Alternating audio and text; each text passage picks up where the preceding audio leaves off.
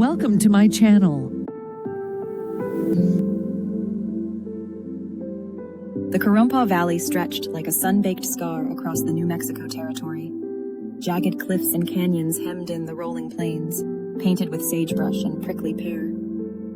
This was the domain of the Currumpaw Pack, a band of wolves feared and revered in equal measure.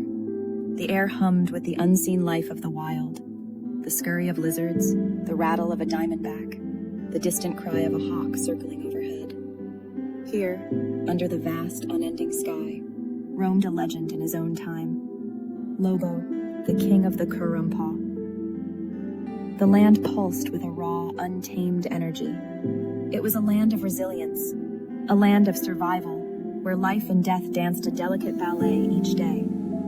The Currumpaw Valley was more than just a home for Lobo. It was an extension of himself, a testament to his strength and dominion. Lobo was no ordinary wolf. Larger than his brethren, with fur the color of sun-bleached bone, he possessed an almost supernatural cunning. His howl, a deep, resonant sound that seemed to echo the very soul of the wilderness, sent shivers down the spines of those who heard it. From a young age, his intelligence and strength marked him for greatness. He rose through the ranks of the pack, his emerald eyes reflecting a sharp intellect and an iron will. He quickly became the undisputed leader, his rule marked by both wisdom and ruthlessness.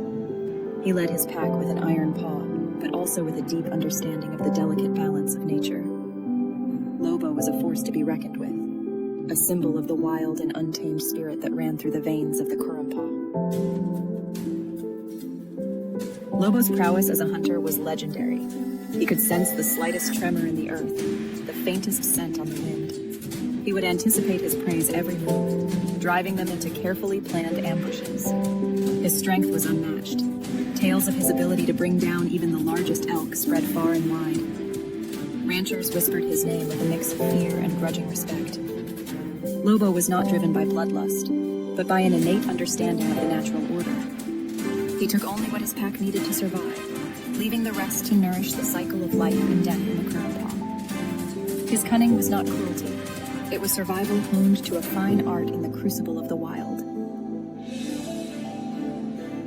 The expansion of human settlements into the Currumpaw brought Lobo into direct conflict with the ranchers, who now claimed the land as their own. To Lobo, their cattle, grazing in what was once his territory, were easy prey. He led daring raids, picking off stragglers and sometimes decimating entire herds. The ranchers, their livelihoods threatened, saw him as a ruthless killer, a menace that needed to be eradicated. Lobo's attacks were never random or driven by malice. They were calculated strikes against an encroaching force that threatened his pack's survival. He saw the cattle as intruders, just as the ranchers saw him as a pest. This clash of perspectives, of survival instincts, set the stage for a legendary battle of wits. Section 5. The Shadow of Man, Early Encounters. The ranchers, desperate to stop Lobo's raids, employed increasingly sophisticated traps and poisons. But Lobo, with his uncanny intelligence, seemed to anticipate their every move. He could detect the faintest scent of iron on a trap, the unnatural bitterness of poison in a carcass. The ranchers were baffled. Lobo seemed to possess an almost supernatural ability to evade their every attempt to capture or kill him. Their failures only solidified Lobo's legend. He became a phantom, a whisper in the wind, always a step ahead of his pursuers. The ranchers began to view him with a kind of superstitious awe. He became a symbol of the wild's resistance to their encroachment. Section 6. The Hunter's Challenge, Traps and Tricks. Word of Lobo's defiance reached the ears of seasoned wolf hunters, men who prided themselves on their ability to outsmart any beast.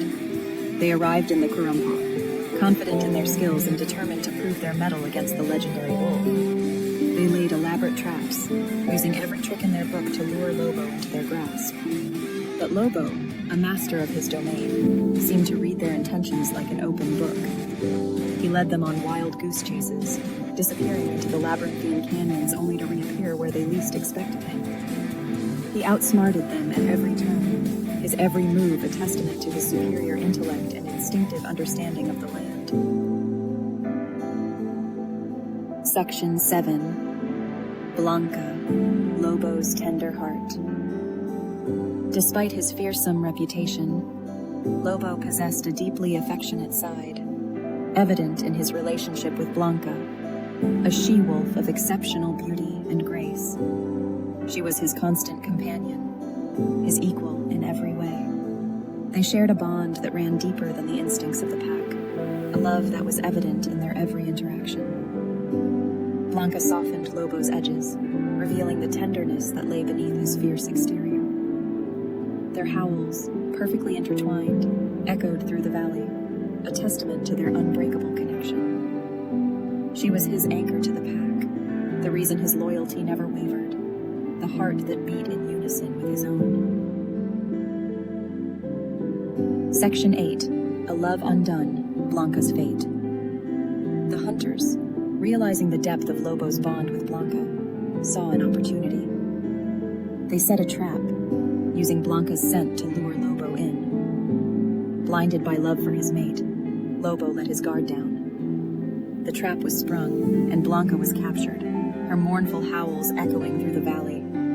Lobo, frantic, circled the trap, his howls a symphony of despair and rage. He had outsmarted the hunters time and time again, but his love for Blanca had proven to be his undoing. The hunters, emboldened by their success, waited for Lobo to make a mistake, to walk into their trap in a desperate attempt to free his mate. They had underestimated the depth of Lobo's cunning, his ability to adapt even in the face of unimaginable loss. Section 9. The Price of Freedom, Lobo's Capture.